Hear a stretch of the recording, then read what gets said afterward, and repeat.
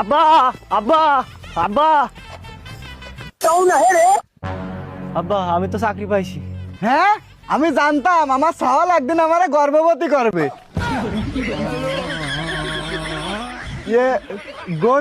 গর্বিত করবে। এই গ্রামের সবাই আমার সাওয়ালের নিয়ে সমালোচনা করেছে যে আমার সাওয়াল জীবনে কিচ্ছু করতে পারবে না, ও নাকি গু বেঁচে খাবে। চল আজকে সবার মুখে গু চাইলে মারবো, চলো। একে সবগুলোর কাছ থেকে আজকে প্রতিশোধ নিতে হবে। তুই মনে সবার মুখ বের আজকে আগে দিবি। আচ্ছা আব্বা, আগে চলো তুমি। আজকে গাড়ি বাড়ি বিল্ডিং ফ্ল্যাট সব কিনে ফেলবো। হ্যাঁ আব্বা। এমন এরা দুজন তোরা নিয়ে সমালোচনা করিস না। হ্যাঁ আব্বা হ্যাঁ। এই দুজনেই কইলো না তুই মানুষের গু বেচে খাবি। হে তুই এত উত্তেজিত হচ্ছিস কেতি? এখন আমার সাল চাকরি পেয়েছে, গাড়ি কিনবো, বাড়ি কিনবো, আইফোন কিনবো, আর যারা সমালোচনা করিলো তাদের মুখে গু চাইলে মারবো।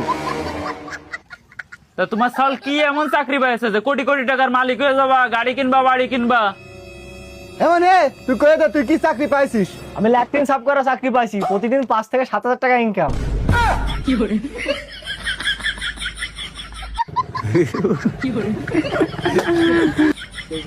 ঠিকই আছে, ওই ঘুষে নেই খাওয়া লাগবে তোকে। সুমন কে সাওয়াল